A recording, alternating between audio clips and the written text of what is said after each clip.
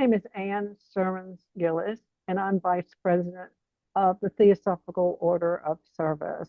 And in order to provide a service for future theosophists and for humanity, I'm interviewing theosophists, contemporary theosophists. And today I'm very happy to have with me Charlie Elkind. Charlie, welcome. Hello, welcome. Thank you very much, Anne. Yeah. So we want to start at the beginning, and I want to know, where were you born? I was born in Brooklyn, New York, actually. All right. Can't tell that from your accent, huh? And where do you live now? I live in what is called Philmont, New York. It's a small Okay. town. It's about 20 minutes away from Pumpkin Hollow. Well, since you've mentioned Pumpkin Hollow, I understand you lived in Pumpkin Hollow before. When did you live there? And Well, and for people that maybe don't know, what is Pumpkin Hollow? Pumpkin Hollow is one of the spiritual retreat centers that the Theosophical Society have. There's another one called Orcas Island, which was founded 10 years before Pumpkin Hollow. And it's so this is upstate New York. They have a couple of them across different retreat centers across the country. Uh, I first was volunteered there, uh, which just volunteer when I go up for the summertime. That's when their main programs were at that time, and they'd help out and do different. They did lots of different things. It's like a community, a small community, somewhat. And so you helped in the garden, you helped in the kitchen, you helped in the cleaning up the cabins after workshop. They have weekend workshops sometimes. So you're doing lots of different things. You learned lots of different things by being in a community like that. And how long did you live there? Well, I lived there. I was going there for about 30 years. I lived there for about 17 years. Wow. I ran the bookshop for all those years, and I was the office manager. But again, you do many different times, many different jobs you're called upon to do when you're in a community like that. So I cooked once in a while. I did the I did all the graphic stuff for them. I did the brochure each time. So That's cool. Well, since we're talking about where you've lived, I know that you also lived in the New York Lodge. Tell us about that. yeah, first I moved into well, it starts actually. I was taking a workshop at the New York Theosophical Society. They had a Tuesday night meeting, was led by Ralph Weston.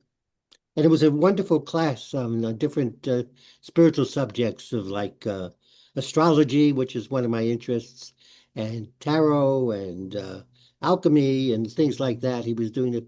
We'd have a wonderful uh, Tuesday night class and great discussions.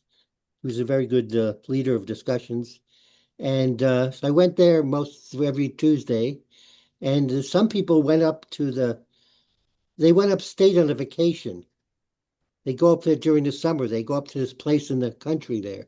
That's the first thing I heard about Pumpkin Hollow. But I ended up volunteering. I'm very much into volunteering. My life has been very much into volunteering, and it's actually part of the process is I went volunteering. They ended up they needed I there was a place while I was there volunteering in Pumpkin Hollow. I was volunteering also with the New York Lodge at the bookshop there. And they had asked me, would you be interested in, we're thinking about getting a new building, and would you be interested, but put your name on a list? But I was way down on the list. I didn't think I would really even get to think, but I did have a amazing dream. In the dream, I was told I was going to be living at the New York Lodge. It was fascinating. Wow. And so it turned out everybody else on the list went off the list. They disappeared. They couldn't do it. And they called me from New York and said, "You still interested in maybe being the thing?" So I ended up, but that was Ed Abdo. Ed and Mary lived there. And I lived there. And I lived there for 14 years. I lived at the New York Lodge. And what And did you do? And, well, I helped in the bookshop. I didn't work. I was one of the people who worked in the bookshop. That was one of the main. But then you live there, you help with the chairs, you help with this, you do that. I used to cook a meal for, they used to have a mailing party once a month or something. And I would cook this big meal. It took me like 2 days to do, to get this whole meal ready, from bread to soup to nuts, dessert, and the whole thing. I did it all by myself. And they had a small kitchen there at the New York Lodge. And so it was good. It was nice, very nice people. And they used to have Wednesday. I used to always attend the Wednesday members meeting. They always had Wednesday night where you do all that. That was one. Those were wonderful talks. Some of them. We used to have Emily Sellon was very much. You know Emily Sellon? Did you ever meet Emily? I did not. She was an amazing speaker, a wonderful speaker. She was the vice. She was an international vice president at one time, I think. Emily, very involved, and then Michael Sellon. They were the whole Sellon, John Sellon. They were all involved with the Theosophical movement for many, many years. And so that you involved with that, the great talk. Dora Kunz used to come to there at the talk at the New York Lodge. She before she moved to Wheaton, she used to come down from upstate, like Rye, New York. That's where Emily lived around there, and Dora lived on her property or something, the beginning of our property of John and so anyway, so then you also had Shirley Nicholson was very involved. Uh, so And of course, Ed Abdul. Ed Abdul, yeah, yeah. Yeah. So I moved in there with Ed and Mary lived on one floor. I lived on another floor, and there was one other person. George, his name was George Burns, wasn't the actor George Burns. His name was George Burns. He also moved into the top floor. Uh, so all of us moved in at the same time because they bought the building. John Sellon actually gave it as a gift. He bought the entire building next door to the ancient the Theosophical Society in New York had a building there for many years. I don't know, it's probably started in the 40s or something. They had that building, but he bought the building next door to it, and that's when the opened up the bookshop. Opened up then. They had a small bookshop just on the walls of the building before that, but then he opened up a real nice bookshop, one of the nice Quest bookshops of the country.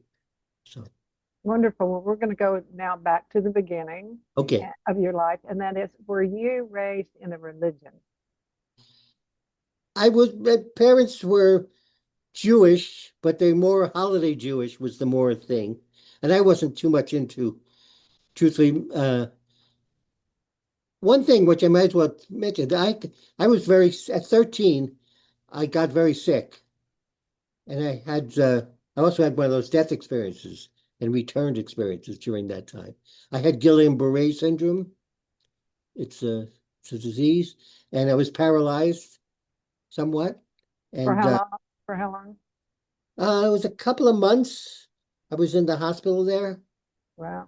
And the thing is, during that thing, I had that experience, and that really opened to me up that there was something else Well, in you life. said when you say you had the experience of having this partial paralysis and this disease? Did you have like an out of body kind of a near death experience? I had the near-death experience that it just felt like a dream type of thing. I had this whole thing, and it just had that I saw other levels of consciousness, and beings told me I had to come back.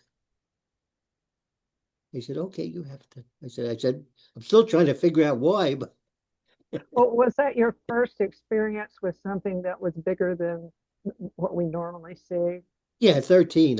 Yeah, that was really like that opened me up into something, just planted some of the seeds. It was years later until my teens that I really get into starting to open up into trying to study some spiritual books and stuff like that. But yeah, Do you feel like that gave you a deeper sense of curiosity, that yes, experience? yes. And it just the idea what is life and what is death all about? And have you figured it out? I've been working on it for another 65 years. I'm 76 now. So So that defined that experience has defined a lot of your search or given you, as you said, planted the seeds for the search. One of the things I've been very interested in my studies have been very wide over many different religions, over many different esoteric studies and stuff. So yes. Well, can you tell us a little bit about that spiritual search? Well, I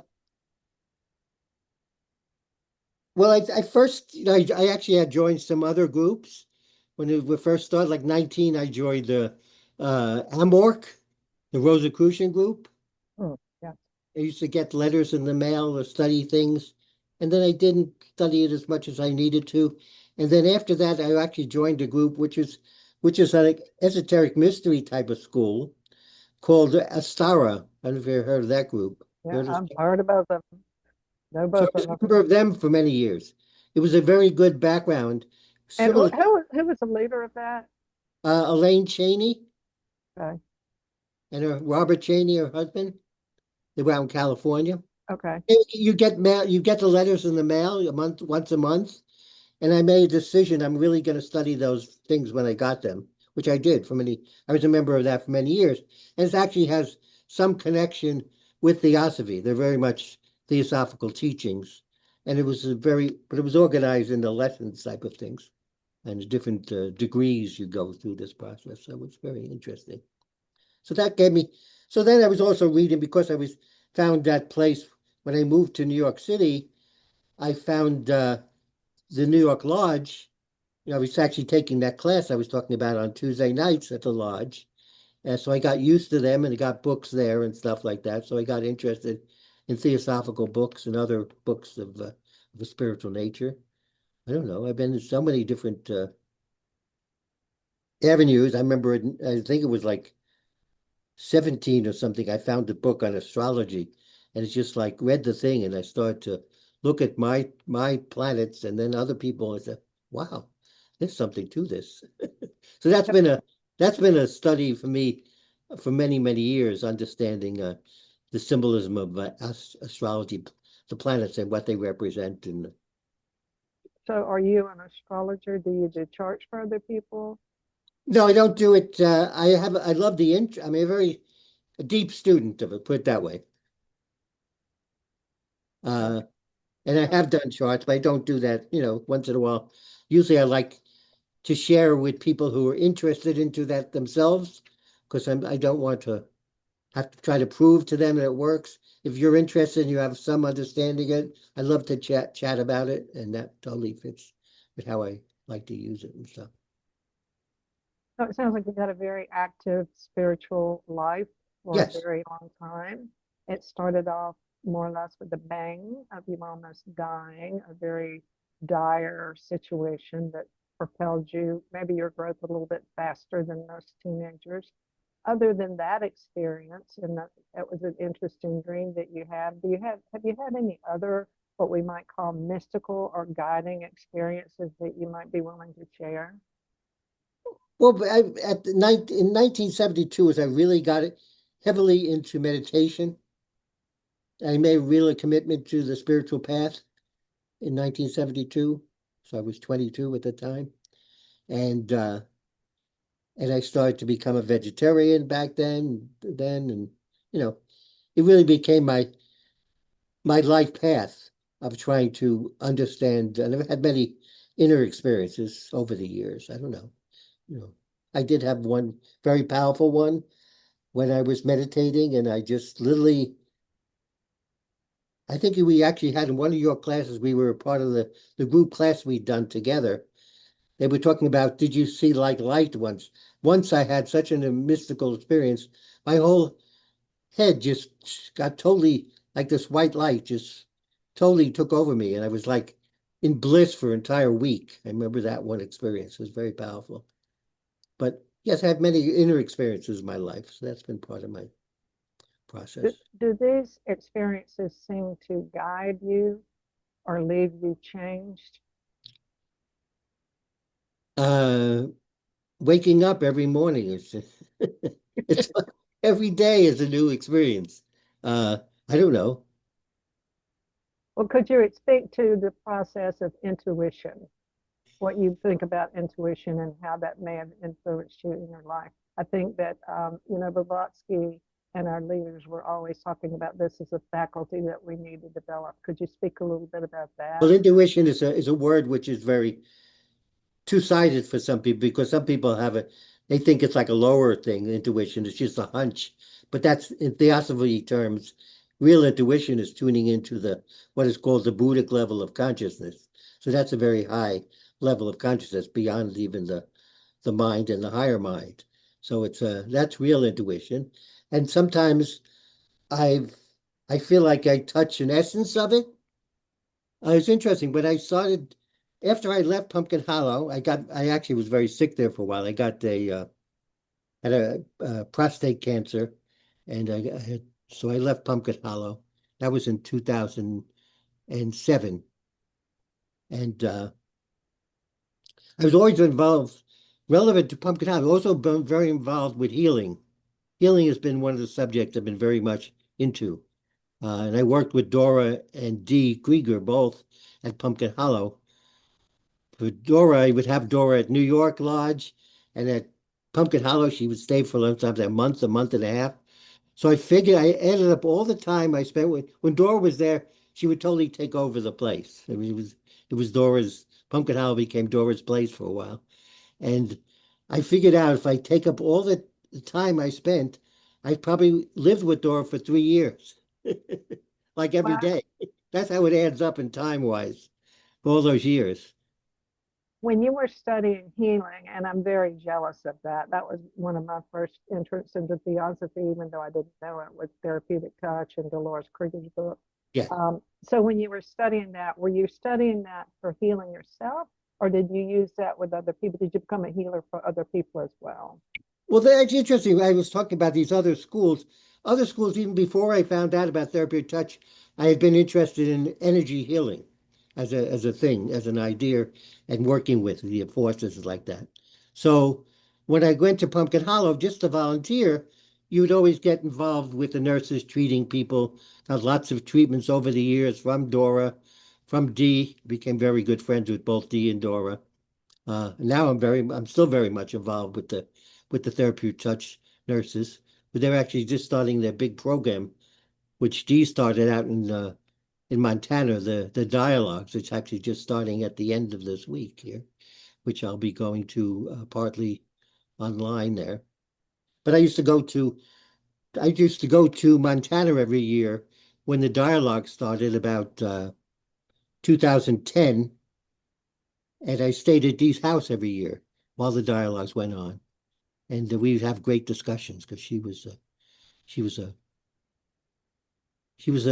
one of the founders. She was a professor at NYU, and she was between Dora and Dee. They really came up with this whole idea of trying to share healing with people who didn't know about it, and with keeping the word theosophy a little bit out of it. It was always like a very fine line. So they didn't. They wanted. Dora was looking to help people because it's, one of the things of theosophy is service and helping others. And there was many nurses who in Krotona, in Wheaton, and not Krotona, Wheaton, where she lived. She was the president for 12 years, Dora. And so they came up, had an interest in healing for many, many years, Dora did. She would talk about other stories. I used to tape Dora at Pumpkin Hollow all the time. So I taped all of her lectures. Me and Betsy and Varsky would be sitting on the floor with the tape machine, taping her. So for years I did that at Pumpkin Hollow. Uh, That's amazing. Well, I yeah. think you've touched on this is the Theosophical Order of Service. We're always interested in service, and you've talked about that volunteer work. There is a difference between doing good and helping people out because they're poor and downtrodden. And I think what Theosophy tries to bring into this conversation of compassion and helping. Could you speak a little bit maybe about the difference between doing good, do-gooding, and maybe doing good? It's not, Dora used to say, it's doing healing. Don't be attached to being healing. You have to have to realize you have to be an instrument and a conduit for healing forces to work through you. If you talk about healing forces, uh, and I don't know. It's again, volunteerism has been part of my life uh, from Theosophy, and I still teach a class every week with a whole bunch of nurses after COVID started. I've been doing that's another whole thing I've been doing. I really moved out of, for many years I was a theosophical worker. You do the work, cleaning up the place, setting up the chairs and everything else you did. But since COVID, I actually had asked some of the nurses who went to the dialogue, which was a more advanced thing that Dolores started, having this classes in Montana when both Dee and Dora had passed on, and Dee was the only person left, but she was getting in her late 80s. She started to do this whole class in Montana called the Dialogues. Uh, so I did the grant. I've been doing I do a lot of artwork for the Theosophical Society over the years. So I do, we just, so I always been doing their covers, and this is, so they're starting they're doing it on Zoom, and they used to do it in person in Montana, but since Dolores died, they've been doing it a by thing where they do it either in person or on Zoom. So I had taken a break for a couple of years now. I think I'm supposed to go back this week at the end of the week. So So the different, so service is you're realizing that we're all, all evolving beings, and we have a higher self. We have an inner self, Dora used to call it, and those you're working with another. You're trying to be an instrument for helping others. I'm a member of the TOS when Diane Eisenberg was very much. We were good friends with Diane because she was a part of the New York Lodge for years. We used to always go to meetings together for years, me and Diane. She's a good friend. yes. Um, so why did you do this? Hmm? Why did you do this? What impelled you to do this service work? Or compelled you, not impelled you, compelled you. It just seems very. It just seems a very natural process that's part of what's life all about. It's part of the it's the teaching of, I think, all the spiritual processes to be a channel for trying to help others and to as any way you can. I don't know. So It's you what didn't make a decision to do this. It just kind of flowed naturally out of your life choices. You didn't go up and say, okay, I'm going to save the world. Okay, I'm going to help people out. You just did what came up. Is that? it became. There was choices that when I moved to Pumpkin Hollow, that was like a choice period there. Should I actually move to Pumpkin? I was going there as volunteer, and that was like a big thing. Should I go to the community, which was Pumpkin Hollow was a community? Should I move there? And I said, so I meditated on it, and it really said, yes, that should be your next part of your process. So it's yeah. So, so what you're saying really again is that intuition has really been a big part of your process in terms of maybe where you're living, what you're doing, and is Yes, guiding you day to day. yes. Trying to do as best as you can to listen to your inner self. What should you do? What should you be your next thing for helping others to be of service? Yes. Well, one of my favorite books is Jesse Crumb's book on the art of listening. It's a Theosophical Society book. I mean, a quest book, and I really do love that particular book. And are there any particular books that you felt guided you a lot through this process that you could tell us about? Many, many books over the years. Lately, I've been getting much more since I take classes all week. I'm a member at the Springfield Lodge. I go to the Washington, D.C. Lodge. I go to the Wheaton Lodge. I go to I don't know, there's a few other ones. A New York Lodge. I take on Zoom. I take classes all the time these days. We do Therapeutic Touch online. You I do therapeutic touch Oh on? yeah, that's become big the last Oh, couple of years. wow. people do treatments on Zoom and have total effects. It totally seems to work. It actually helps. It helps that you don't realize that you don't. It's not just physical. You don't. You're working with energies, so you just see the other person and you're working on their field. So it's actually helping you to attune into more than just the physical level. Wow, It's become that's very great. popular.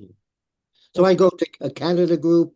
I go to a Sue Conlon has one in New York, and I go to one in uh, whoop, where else do I have? You go to the virtual learning center classes. Yeah, Oregon. I go to one in Oregon once a month. We have a TT group that meets online on Zoom. And again, that's been part of my process also to be involved with the nurses. I mean, theosophy is my main thing, as I'm a life member, of course, of the Theosophical Society, and Have you ever participated in any TOS projects? except for I used to do the service. We used to get names every The month. healing service. Yeah, when Diane Eisenberg was there, we would get names everyone to work on and stuff like that. But that was no, I never went to any workshop per se, anything bigger than that though. Just that one of the healing type of treatments I would try to be an instrument for was the TOS reading off the thing in the head.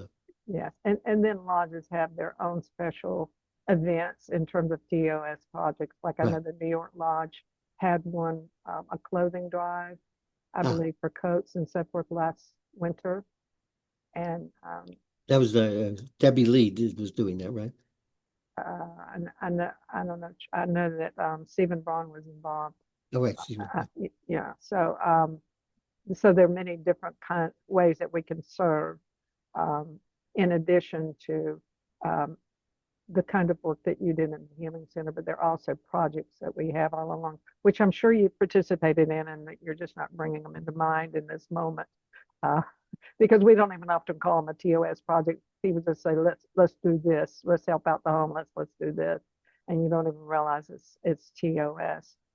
Uh, what aspects of theosophy have influenced your life the most?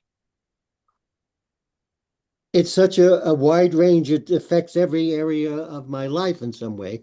The understanding, I mean, definitely my understanding of the teachings has deepened throughout the years.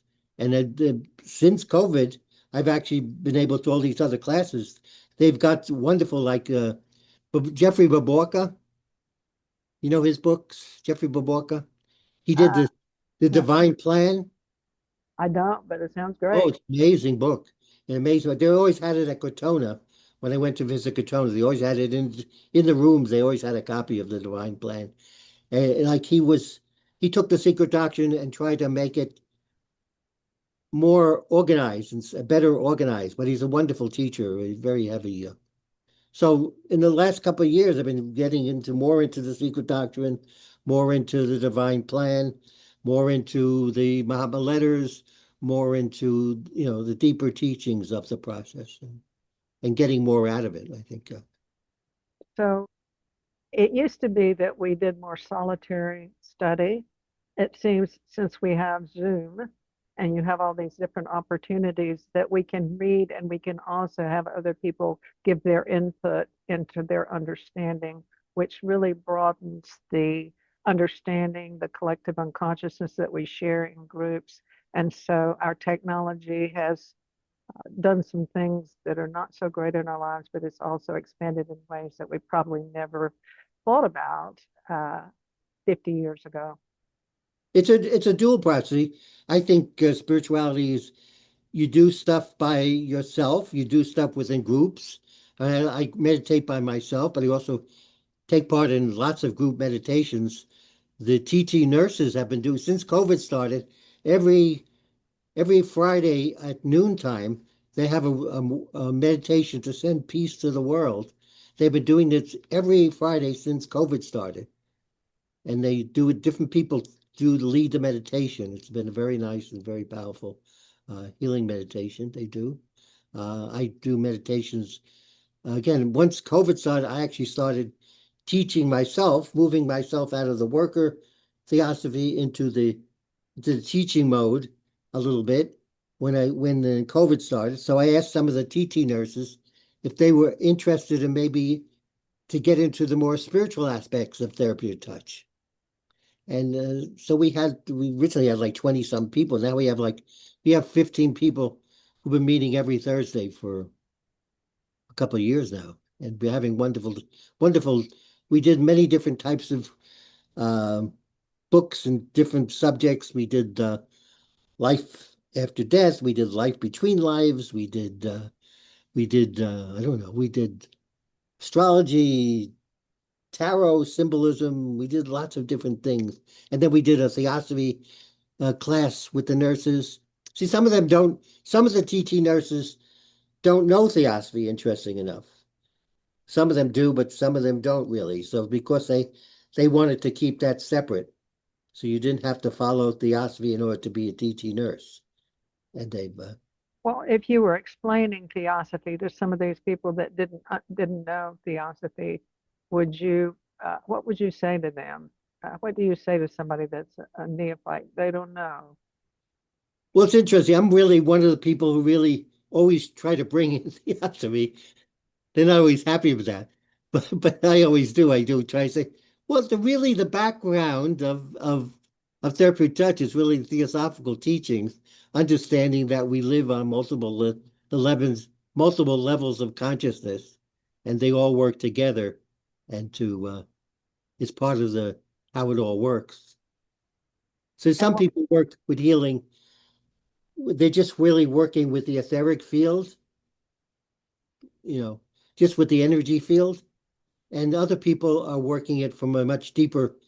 I had many treatments from Dora. Dora used to always treat the people who had Pumpkin Hollow. She always, all the people who were working there, she'd always say, "Who wants a treatment?" So she would treat us all, and it was wonderful. So, and when Dora treated you, it was a different experience.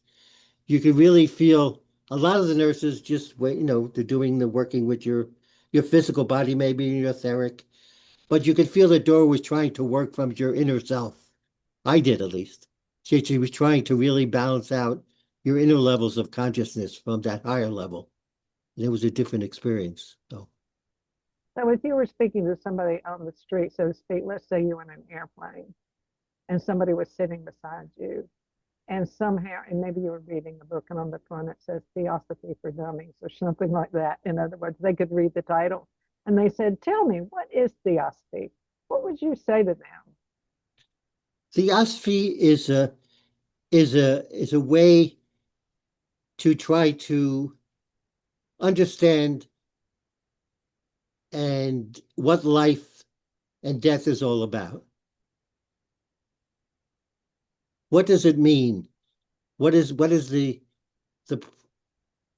it's the psychological, it's the emotional, it's the mental, it's the spiritual understanding of the whole process. I don't think I could tell all that on the plane, but they throw me out the window. But but it's trying to get a deeper understanding how life exists.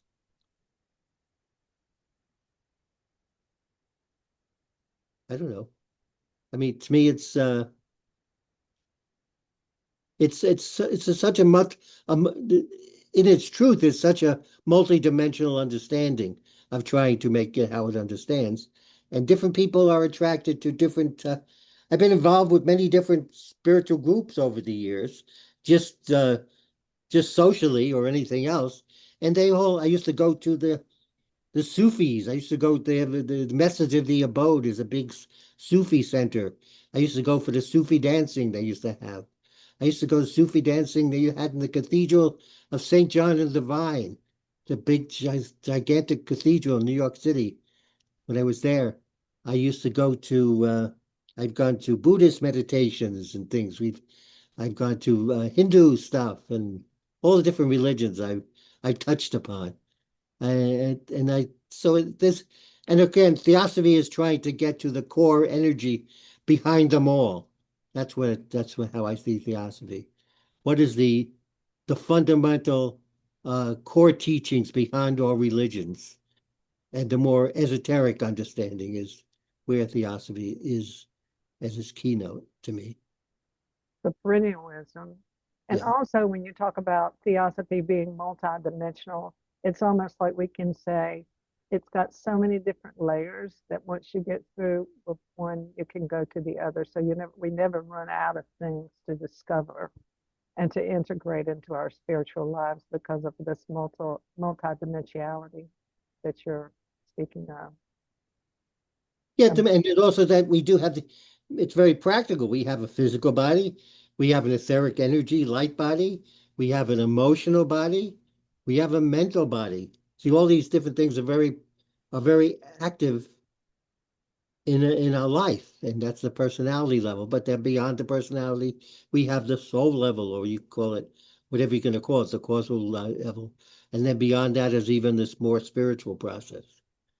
Uh, So you've done a lot of studying and so forth in theosophy. What kind of career did you have a career where you like earned money and went to a job or anything like that in order to be able to study as much as you had?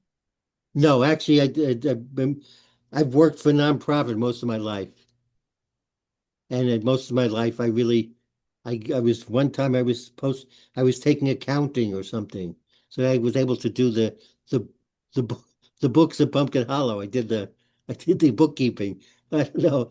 I did artwork. I went to art school for a while, so that gave me. Well, I was tell us a little bit about your art. We can see the picture behind you, even though we can't see it very well. Tell us about your art. well. I do like over the years. I've been working with art. It's always been an interest to me. Uh, I went to the Art Students League. I had a scholarship in the Art Students League for a couple of years, the very prestigious art school in New York City.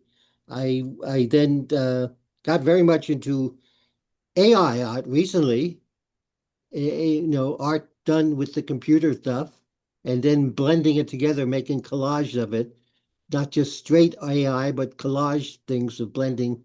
Uh, and then I did the brochures for Pumpkin Hollow for many years. I had done all the brochures for the dialogues. Uh, I don't know. I've done lots of artwork in the theosophy as a way of sharing my creativity. I don't know. I've written poetry. I don't know. I've done lots of things. Well, when you talk about being multidimensional, it seems like all of these things come from different dimensions of our personality, Yes. or even beyond, certainly the personality. Yeah.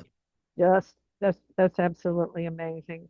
Well, we did talk a little bit about books. Do you have a couple of maybe one or two of theosophical books that you recommend or that really impacted you?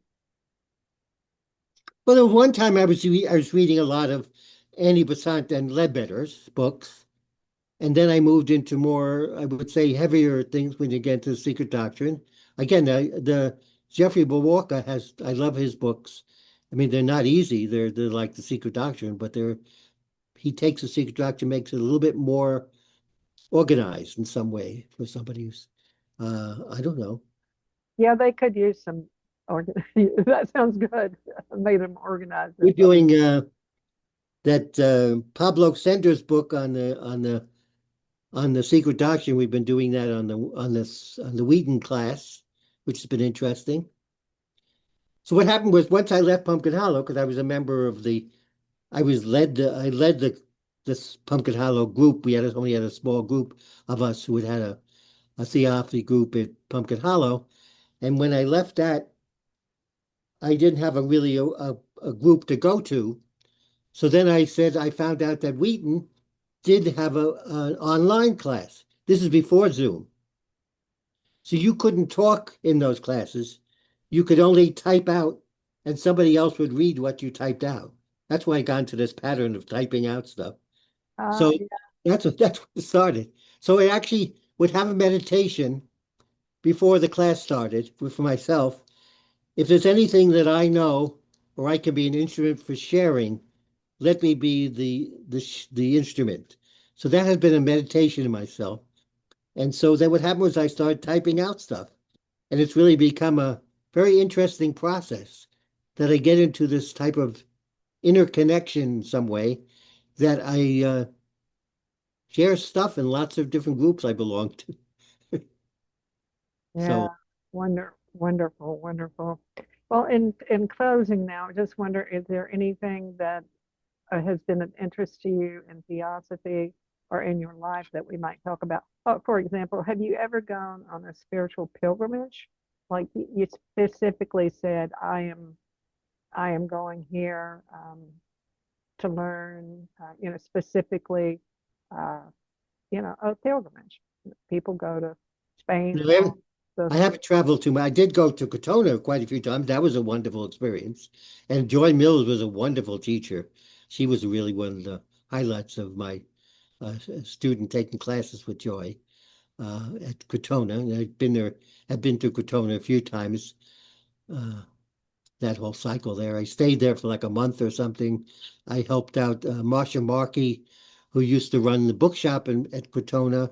And before that, she was part of the Pumpkin Hollow. First, she was one of the Pumpkin Hollow. She was the cook in Pumpkin Hollow for many years. And so we were good friends. And every time I went to Krotona, we would take a vacation and travel up to different places in California there.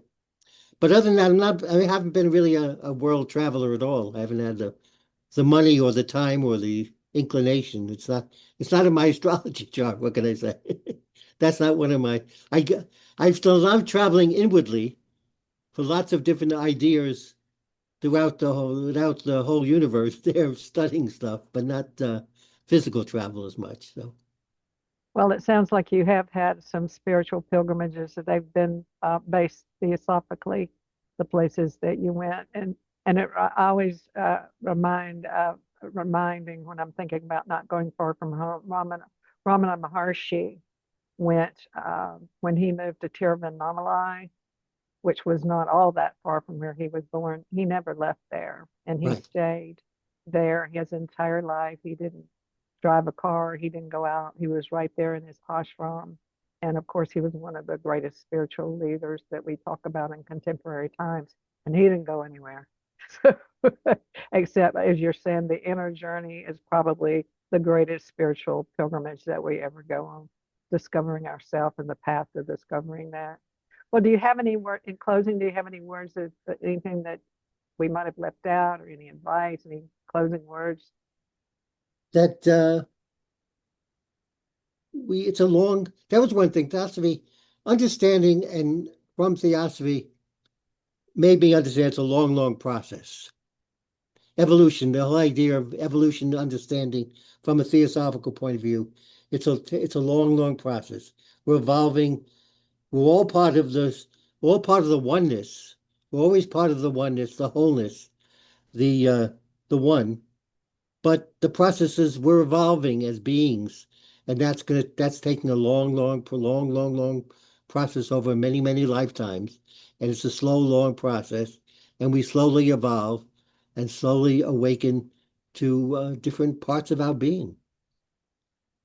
Yeah, I like what Carl McColman just spoke at the Mid South Federation, and he talked about how often we didn't notice our progress.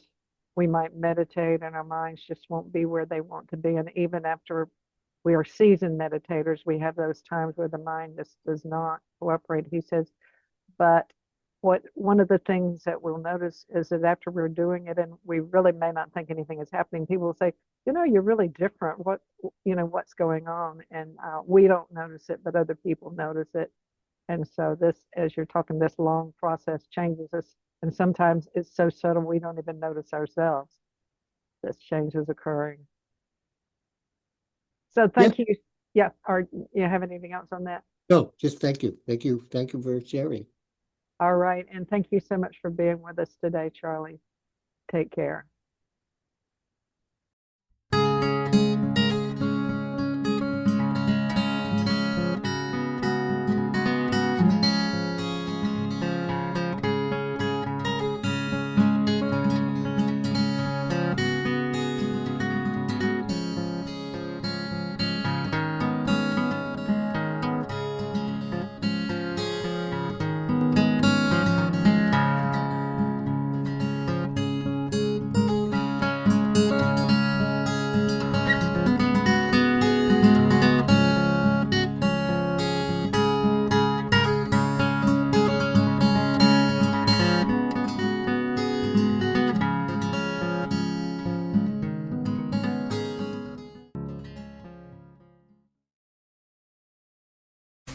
I'm still debating what to talk about today. Sorry, Regina. That's right. But I think I'll open, although I didn't tell Charlie I was going to do this. But Charlie, this is wonderful. I have to share it. Charlie is a poet, you know. And so he has written a poem, Our Secret Doctrines. I like that. Days and nights of cosmos marching ever onward, unifying us all within the continuous beating of our breath. A panoramic procession of evolutionary races and rounds, marching and circling, turning in time, a celestial clockwork mirrored in the mundane. Levels of face masks and fields created and destroyed, its central intention constantly, consciously emanating throughout its varied fixtures and forms. From naught, of which nothing can be said, a vastness slowly uncurls, its harmony and architecture stretching our minds as we learn its language of method and metaphor, of logos and light.